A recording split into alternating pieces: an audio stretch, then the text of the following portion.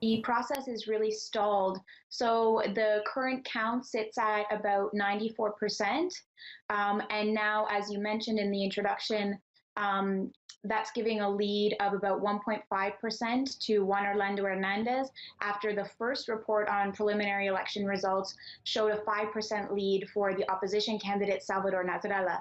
So yesterday, the Supreme Electoral Tribunal was supposed to begin a review of the last 5% of the votes, which have been flagged for a special review.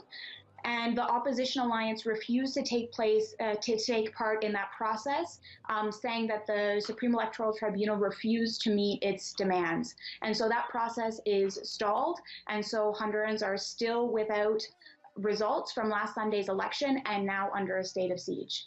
Well, that state of siege, what's been the reaction to the curfew being imposed? Are there still any protests taking place?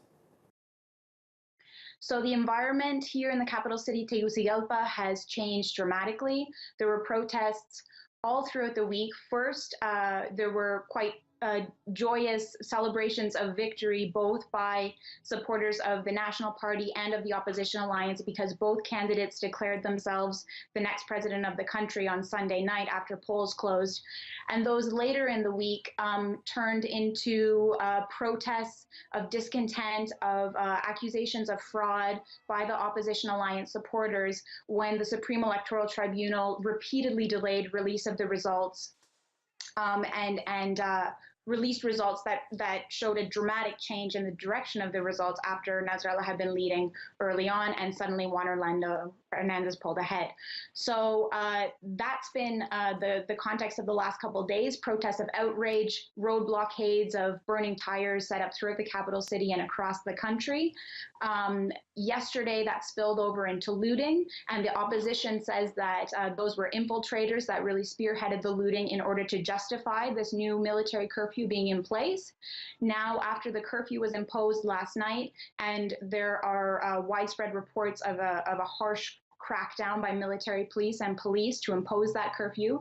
Today, there are no protesters in the streets. The barricades have all been removed from the capital and traffic is moving normally. There is a visible military presence in the streets today, but things are mostly looking calm in terms of those protests no longer being in the streets right now. However, the opposition alliance has called its supporters to take to the streets for peaceful protests beginning tomorrow morning. So we are expecting to see thousands of people again flooding the streets in the capital city. So what's going to happen when the final result is actually announced? Is there likely to be more violence? People unhappy with that result? It is unexpected at this point that this situation will be resolved easily by releasing final results. Like I mentioned, both presidents declared victory on Sunday night, and they have been continuing to maintain that they are both the president-elect of this country. And so with the Supreme Electoral Tribunal repeatedly delaying this process, drawing out the release of results now for 6 entire days, tomorrow is going to be 1 week from Election Day. So tensions have been building all week, and the opposition alliance supporters really feel that this election has been stolen from them. On Monday, one of the magistrates of the Supreme Electoral Tribunal said that the trend toward victory for Salvador Nasralla was irreversible. He was ahead by 5%.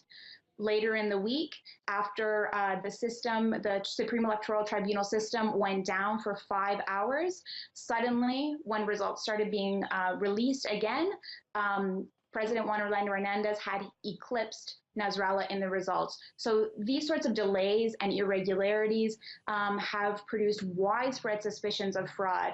So Nasralla has said that the Supreme Electoral Tribunal could use the current military curfew sort of as a shield to then be able to declare President Hernandez as president. Without people being able to take to the streets to protest that result. So it doesn't seem like this situation is going to be resolved quickly or easily, even when results are released. And because of the military curfew, a very unusual situation of an electoral process being finished under a state of siege, with that military curfew in place, there are increasing concerns about human rights abuses, because we've already seen dozens of people being detained across the country. The national police are reporting that that number is more than 100 across the country, dozens of people injured, and like you mentioned in the introduction, at least 4 people killed. So there are concerns that this human rights situation will continue to deteriorate.